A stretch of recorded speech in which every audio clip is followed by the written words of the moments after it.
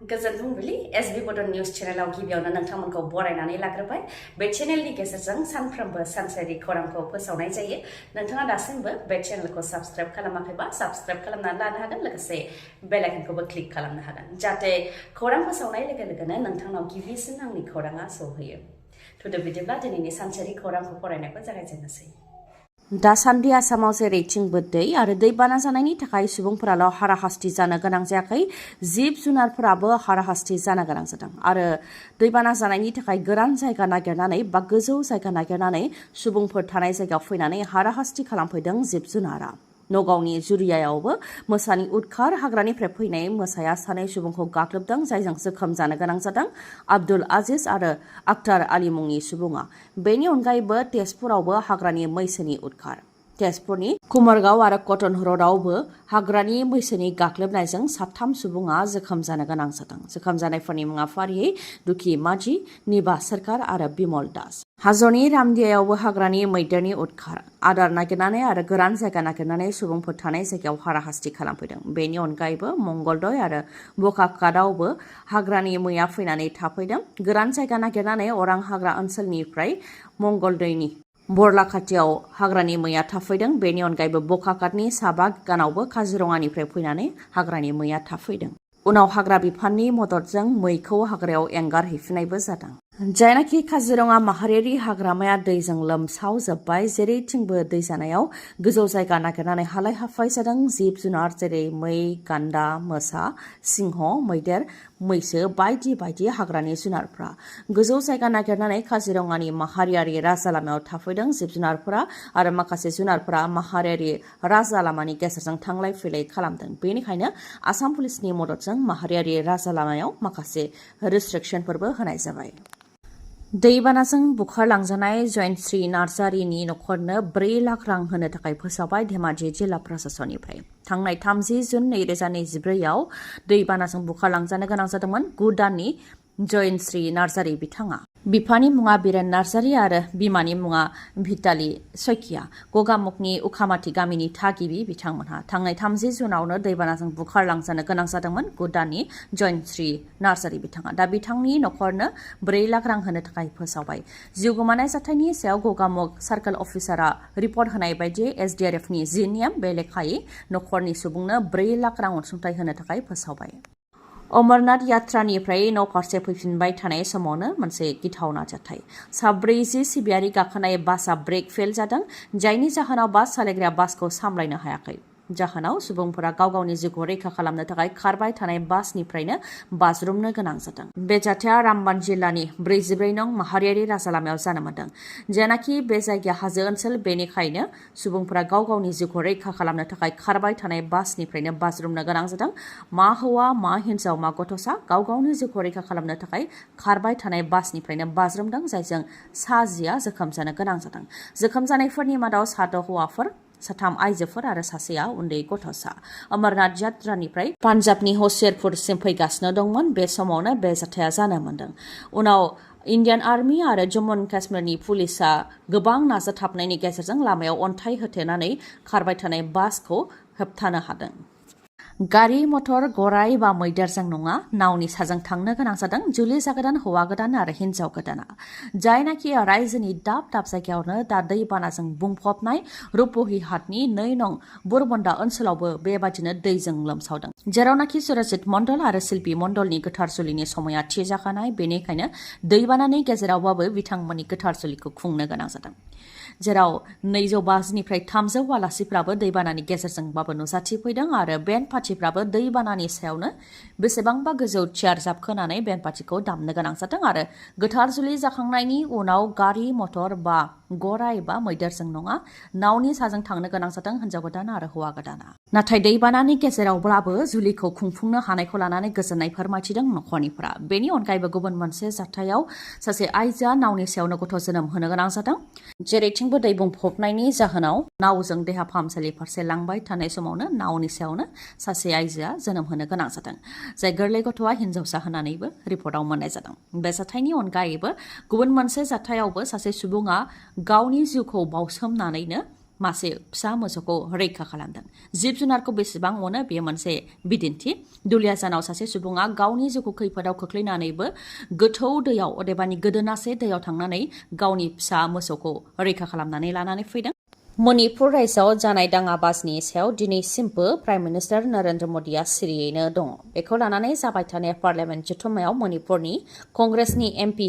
अंगमसा बिमल कैजामआ गोख्रों राव होदों आरो बिजेपि सोरखारखौ सोंखारिदों। बिथांनि गोख्रों राव बुंनायाव गासैबो एमपिफोरानो सिरि थानानै खोनासंनो गोनां जादों। बिथाङा बुंथिदों दि मणिपुरनि दुखुनांथाव जाथायाव नेशनेल पार्टी बिजेपि दोलोआ सिरियै थानोसो मोजां मोनदों, जेराव 60,000 सुबुंफोरा न' गैजायै जाबाय, रिलिफ केम्पआव थानो गोनां जादों आरो 200नि गोबां सुबुंनि जिउ खहा जाबाय। मणिपुराव सिभिल वार अदेबानि सुबुंनि दावहा बायदि जानानै दं, जेराव गाव गावनि गामिखौ रैखा खालामनो थाखाय सुबुंफोरा गाव गावनि आखायाव हाथियार लादों आरो सासेया गुबुन सासेनि सायाव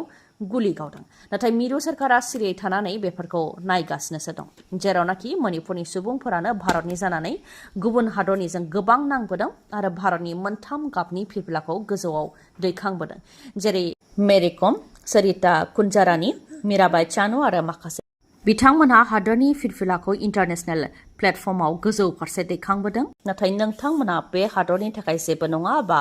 बे रायजोआ भारतनि थाखाय जेबो नङा बेबायदिसो बुंनो नाजादों। जुदि बिजेपि सोरखारा मणिपुरनि सोमोन्दै साननायमोनब्ला बेबायदि सिरियै थानाय नङामोन होननानैबो बुंथियो बिथाङा। आरो बुंथिबावदि उदांस्रिनि 75 बोसोर उनावबो नर्थ इस्टनि जारिमिनखौ भारतनि जारिमिन बिजाबफोराव दिनैसिमबो सोसनाखै, जायनि थाखाय सा सानजा भारतखौ दिनैसिमबो गुबुन सानो। ब्रिटिशनि समाव आरो ब्रिटिशनि उनाव नर्थ इस्टखौ जेरै आलदा दोनबोदोंमोन दाबो बेबायदिनो खालामगासिनो दं होननानैबो बुंथिबावो। आरो दिनैनि सानाव मोनफ्रोमबो गामियाव सेन्ट्रेल फर्सजों बुंफबनाय, अब्लाबो मानो रैखाथि होनो हायाखै? 60,000 न' गैजायै जादों आरो बेफोरनि सायाव नरेन्द्र मदिया दिनैसिमबो मानो सिरि होनानै सोंथि खालामो। नाथाय गोबां बुंनायनि उनावबो प्राइम मिनिस्टार नरेन्द्र मदि बिथांनिया मोनसेल' फिननाय, मणिपुराव गोजोन लाबोनो थाखाय जों खामानि मावगासिनो दं, बेखौल' फिननाय होयो नरेन्द्र मदि बिथाङा। आसाम सरकारा केबिनेटआव माखासे गोनांथार थांखिफोर लादों। देहा सावस्रिखौ नोजोर होनानै देहा सावस्रि जौगानायनि थाखाय माखासे थांखिफोर लादों आसाम सरकारा। बेनि मादाव गं 37 किडनि डायलिसिस सेन्टार बानायनो थाखाय थांखि लादों। बेनि अनगायैबो गं 22 जिल्लायाव मेडिकेल कलेजफोराव गं 50 बिसना थानाय गं 22 आइसिइउ बानायनो थाखाय थांखि लादों, जायनि खरसाया 522 कौटि रां जागोन होननानैबो फोरमायथिदों। मोनफ्रोमबो आइसिइउनि खरसाया 23 कौटि रां जागोन होननानैबो फोरमायथिदों आरो बे आइसिइउखौ सोरखारि आरो सोरखारि नङै टाइ आप खालामनानै सालायलांनो थाखाय थांखि लादों, जेराव सोरखारि रेटआवनो फाहामथाय लानो गोनां जागोन आरो जि आद्रा थानाय रां बेखौ सोरखारनि बाजेटनिफ्राय होनाय जागोन होननानैबो फोरमायथिदों। बेनि अनगायैबो रायजोआव गं 17 केन्सार हस्पिटाल लुनो थाखाय आसाम सरकार आरो टाटा ट्रास्टनि गेजेराव जि गोरोबथा जादोंमोन, बे गोरोबथाया दा जोब्बाय आरो गोरोबथा बायदियै माखासे केन्सार देहा फाहामसालिफोरखौ लुखांबाय, माखासेखौ लुगासिनो दं आरो माखासे आद्रा दंबावो। बेनिखायनो आसाम सरकार आरो टाटा ट्रास्टनि गेजेराव जि गोरोबथामोन, बे गोरोबथानि समायखौ 5 बोसोरसिम बांहोनाय जाबावबाय होननानै फोरमायथिदों। बेनि अनगायैबो SC STनि थाखायबो केबिनेटआव माखासे मोजां थांखिफोर लादों। बेनि मादाव SC आरो STआ सिगांनि समाव 3rd आरो 4th ग्रेडनि साख्रिनि थाखायल' बेसेन नाङै फिस होनो गोनां जायोमोन, नाथाय दा 3rd आरो 4th ग्रेडनि अनगायैबो गेजेटेड लेभेल बा गासै आनजाद जेरै APSC आनजादावबो जेबो फिस होनो गोनां जानाय नंला। रायजोआव दैबाना जानायजों दासिम 922 लामाया खहा जाबाय आरो गं 52 दालाङा खहा जाबाय। आसामाव दैबाना जानायखौ लानानै आसामनि गिबि मन्थ्रि डक्टर हेमन्त बिश्व शर्मा बिथाङा खौरांगिरि मेल हांख्रायदों। खौरांगिरि मेलनि गेजेरजों रायजोआव दैबाना जानायनि थाखाय खहा जानायनि सायाव रिपर्ट होदों बिथाङा फोरमायथिनाय बायदिब्ला दैबाना जानायजों दासिम रायजोआव 922 लामाया खहा जाबाय आरो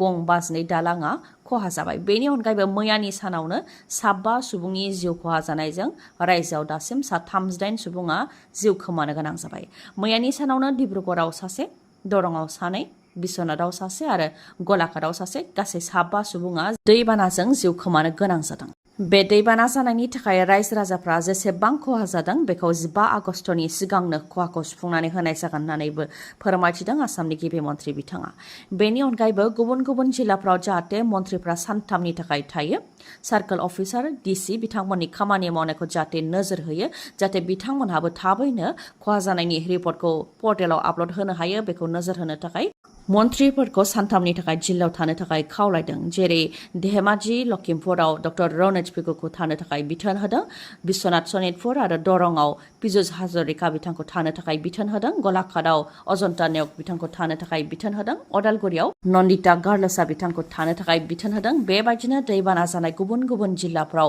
माखासे मन्थ्रिफोरखौ सानथाम थानो थाखाय बिथोन होदों गोजोन्थों खौरां नोंथांमोनहा गोदान मटर साइकेल बा स्कुटि बायनो सानदोंब्ला नोंथांमोननि थाखाय गोजोन्थों खौरां मणिपुराव थानाय मानास हन्डा श'रुमा नोंथांमोननि थाखाय गोलोम बोथोरनि मोजां अफार लानानै फैदों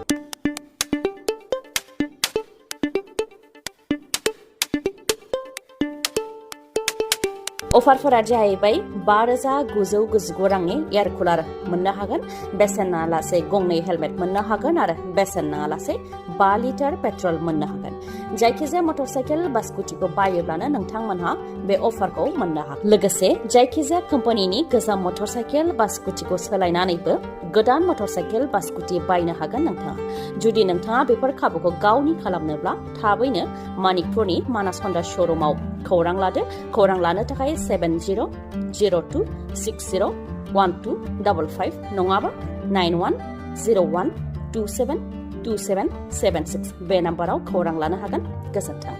खौरांखौ जोबजासे खोनासंनायनि थाखाय गोजोन्थों नोंथाङा दासिमबो आंनि चेनेलखौ साबस्क्राइब खालामनानै लायाखैबा सानफ्रोमबो सानसेयारि खौरांखौ मोननो थाखाय साबस्क्राइब खालामनानै लानो हागोन लोगोसे बेल आइकनखौबो क्लिक खालामनो हागोन जाहाथे खौरां फोसावनाय लोगो लोगोनो नोंथांनाव गिबिसिन आंनि खौराङा सौहैयो गोजोन्थों